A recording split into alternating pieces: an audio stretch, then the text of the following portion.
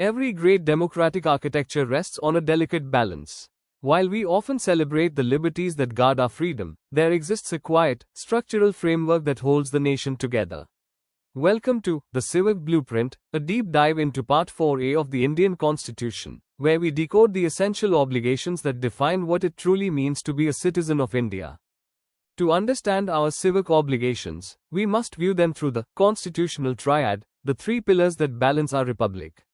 First, at the apex, sits Part 3, Fundamental Rights. These are justiciable claims against the state, engineered to establish individual liberty and political democracy. Second, guiding our path on the left, is Part 4, Directive Principles of State Policy. These are non-justiciable guidelines meant to steer the state towards social and economic democracy.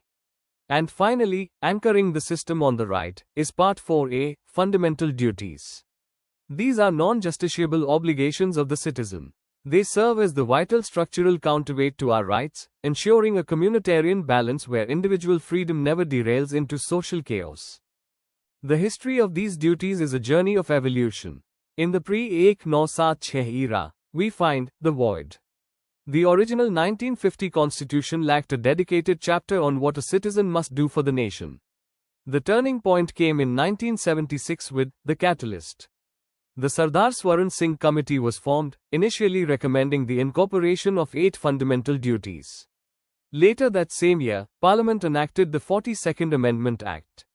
Moving well beyond the committee's original scope, 10 fundamental duties were officially established under a brand new section, Article 51A. The framework reached its modern evolution in 2002, when the 86th Constitutional Amendment integrated an 11th duty, focusing entirely on mandatory childhood education. Let's break down the legal anatomy behind Article 51A into 3 distinct pillars: applicability, legal nature, and philosophical essence. First, applicability. Unlike several fundamental rights that cover anyone standing on Indian soil, fundamental duties are exclusive to Indian citizens. They do not apply to foreigners. Second, its legal nature. These duties are strictly non-justiciable. A citizen cannot be dragged directly into court simply for failing to meet a baseline requirement of Article 51A. However, Parliament retains absolute power to enact targeted, specific statutory laws to enforce them. Finally, look at its philosophical essence. These rules are deeply rooted in our collective heritage. They are a constitutional codification of timeless Indian traditions, history, religions, and everyday lifestyle practices.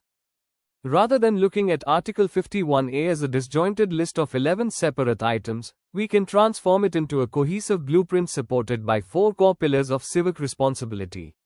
Let's explore how these pillars group our obligations to build a stronger nation.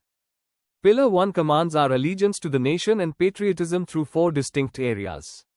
Institutions. We must abide by the Constitution and fiercely respect its ideals, institutions, the national flag, and the national anthem.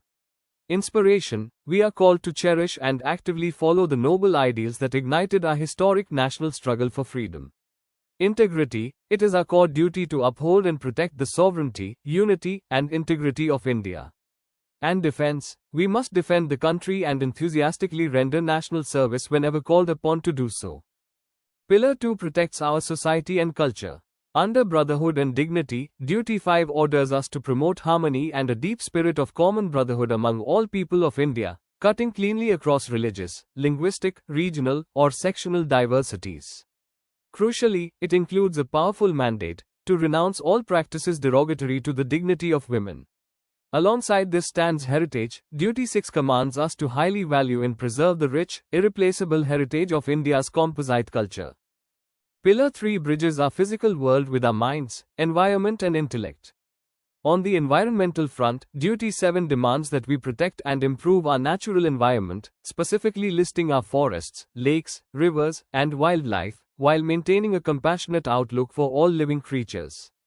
On the intellectual front, Duty 8 challenges us to push society forward by developing a scientific temper, humanism, and a restless spirit of inquiry and reform. Pillar 3 bridges our physical world with our minds, environment and intellect.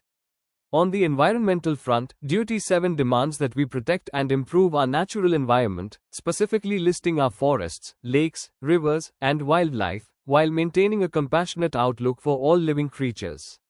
On the intellectual front, Duty 8 challenges us to push society forward by developing a scientific temper, humanism, and a restless spirit of inquiry and reform. Now let's look at the modern finishing piece, the 11th duty. The catalyst arrived via the 86th Constitutional Amendment Act of 2002. The mandate is direct. It places an explicit duty on every parent or guardian to provide genuine opportunities for education to their child or ward between the crucial ages of 6 and 14 years. This creates a beautiful constitutional symmetry. It perfectly mirrors Article 21A, the right to education, transforming the state's duty to provide free schooling into a reciprocal civic obligation for parents to facilitate it. This brings us to a unique legal crossroads, the enforceability paradox. The central problem is that Article 51A is inherently non-justiciable. A court cannot penalize you based only on the text of a constitutional duty. However, the historic 1999 Verma Committee solved this paradox. It pointed out that while the text acts as a moral compass, the state actively enforces these values through robust, pre-existing statutory laws. For example, Duty 1's respect for national symbols is backed by the teeth of the Prevention of Insults to National Honor Act. Similarly, our obligation to nature under Duty 7 is legally enforced through landmark legislation like the Wildlife Protection Act and various environmental protection laws.